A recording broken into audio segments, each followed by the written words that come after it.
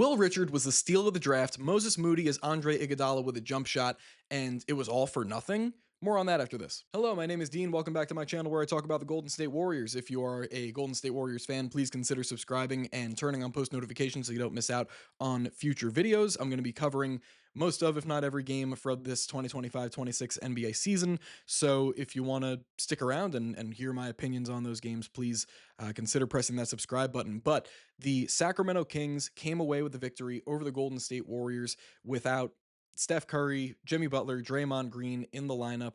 And for the Kings, there was no Zach LaVine or Domantas Sabonis as well. So it was just kind of the young guys of the Golden State Warriors, the future of the Golden State Warriors against the veterans of the Sacramento Kings like Dennis Schroeder and Russell Westbrook and DeMar DeRozan. And we know now who would end up coming out on top in that game. But one thing that I want to say is that that was probably one of the most fun Warriors games that I've seen in a while. And it's probably one of the more fun games that we're going to see this year just because I often find myself wondering, man, what's this team going to be like once Steph retires, once there's no more Jimmy Butler, Draymond Green, whatever, when this next generation is actually set to take over? What is any of this going to look like? Or is there going to be any kind of semblance of hope? And it turns out the answer is yes, because Will Richard, like I said in the intro, was the steal of the draft this past year, finished with a 30 ball, had 16 in the first half on amazing shooting, finished on amazing shooting as well. And the defense rebounding, just its overall impact was unbelievable. And I think it's worth noting that he scored 30 points in this game, all based off of being a super high IQ player that knows where to be at the exact right moments. He scored 30 points in this game off of catch and shoot threes, off of incredible backdoor cuts and just cuts in general going towards the rim, and free throws. And that was it. That was all he needed to do to prove that he can be a 30-point scorer in his first ever NBA start. That was absolutely unreal. One thing I will say though about Golden State in this one is that in the third quarter, usually where, and I hope that this isn't a trend for the future, the usual third quarter Warriors were not there. In fact, it was the complete antithesis of the third quarter Warriors that we're used to seeing or that we've been used to seeing over the past couple of years because the Warriors could not stop fouling guys flat out, whether it was Westbrook or DeMar DeRozan. It was just a parade to the free throw line for Golden State. And this has been a recurring problem over the past couple of years, especially where it just seems like it's never ending. And especially when guys are getting aggressive and putting their heads down and going towards the basket. If there's no Draymond, and even with Draymond in the lineup sometimes, if there's no Draymond, if there's no Kevon Looney now in the aftermath of him leaving, it just seems as though there's nobody that's like disciplined enough to guard anybody towards the rim. And even though I did love what I saw from Quentin Post in this game, especially in the first half and a little bit in the second, he was blocking shots and boxing out, and he was really making a great impact defensively, I thought. But overall, it just was a parade to the free throw line. And the Kings, I think they got into the bonus in the third quarter with like 7.5 or 8 minutes left in the quarter, which is just inexcusable and can't happen. And the free throw disparity and things like that, it's inexcusable and was one of the biggest reasons why the Warriors ended up losing this game, aside from the turnovers in the second half and the points off turnovers for the Kings. But other than that, Jonathan Kuminga was pretty awesome in the first half, and he hit a couple nice bailout shots in the second half too. It just seemed like the entire offense was revolved around Jonathan Kuminga, and he was the lead decision maker in many aspects when the ball wasn't in Brandon Pajemski's hands and when it wasn't QP at the top of the key, kind of directing traffic and getting into like DHOs and things like that. JK was a massive part of the Warriors' hot start in the first quarter and then a little bit into the second. He was just phenomenal in this one, and we cannot go any further without talking about Moses Moody. I believe he finished with 28 points in this one, timely three after timely three. I said in the intro, he's Andre Iguodala with a jump shot, and I sincerely believe this. I don't think there's any way that you can convince me otherwise. Maybe until he wins the Finals MVP award, maybe I'm a little bit ahead of myself, but it's true. The versatility that this guy brings to the court on offense, and he's just growing every single game, it seems like, as a ball handler because he scored 28 points in this one on crazy efficient shooting from deep.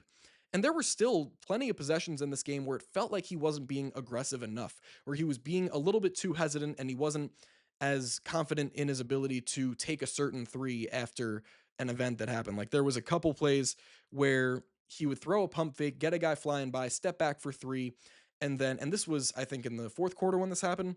He would step back for three and he wouldn't realize necessarily that he was wide open and that he could have taken it.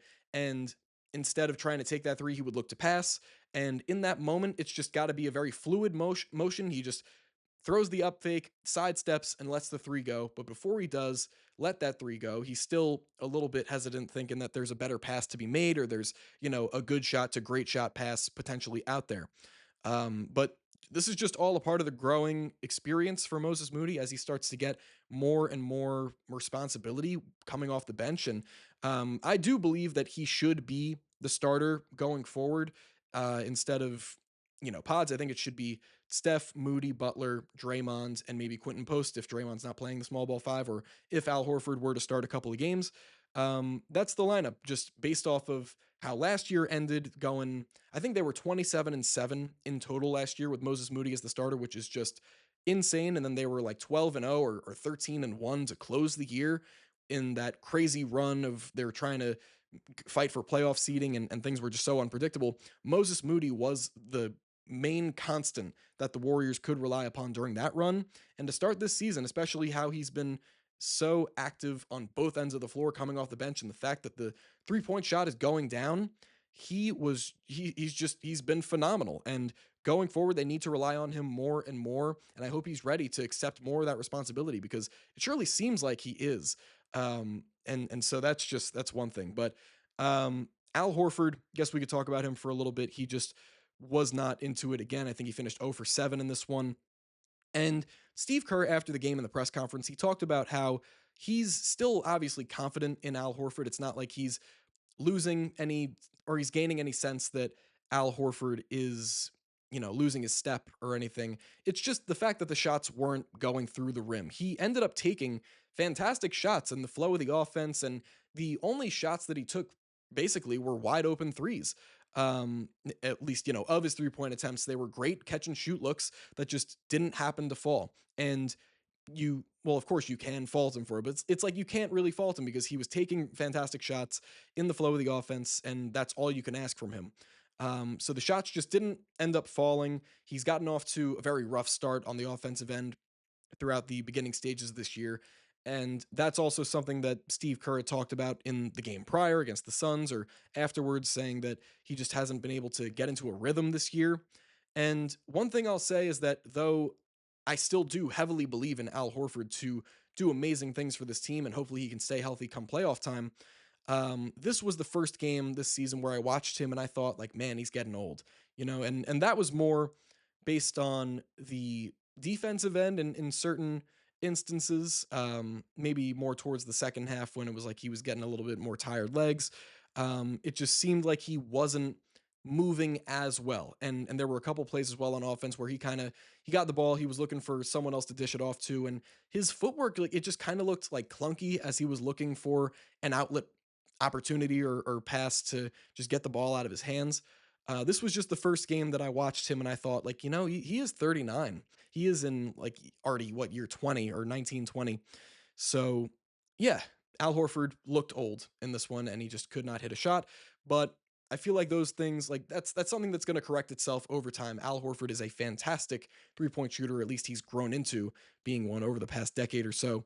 And I'm faithful that if anything, he's going to be able to consistently knock down the 3-point shot, and that's something that he's always going to be able to provide for this team moving forward. And he's just going to have to get more consistent, flat out. But he's already looking fine, really. Like he did play a pretty good game, all things considered. Just that the wide open shots didn't go down, but fantastic efforts from Moses Moody, Will Richard, and Jonathan Kuminga in this one. It stinks that it was all for naught, essentially, because the experience of guys like Russell Westbrook and DeMar and Dennis Schroeder eventually came through, and Malik Monk too. and powered the Kings to a win. And they had all this momentum in the fourth quarter. And then it just led to the Warriors spiraling, losing the ball out of bounds when they just shouldn't have. 8-second violations, just really stupid mental mistakes that should not be occurring moving forward. But that is going to be the case when you have a starting lineup of guys that they're in their, like they're basically between 21 and like 24 or 25 years old. So, yeah, but a lot of positives to come out of this one. And honestly, this game made me really excited for the future of this team because if anything, these guys are going to be entertaining and they're going to be playing hard. And they have a few guys now with pods, with Will Richard, with Moses Moody, with JK. He's getting there. That these guys, their IQ is off the charts. Though they're young, they play the game the right way. And that's something that's going to continue throughout the next couple of years and something that I'm very, very excited for. But, anyways, that'll be it for me today. Thank you very much for tuning into another video today. And I will see you guys for the Warriors' next game. All right. See ya.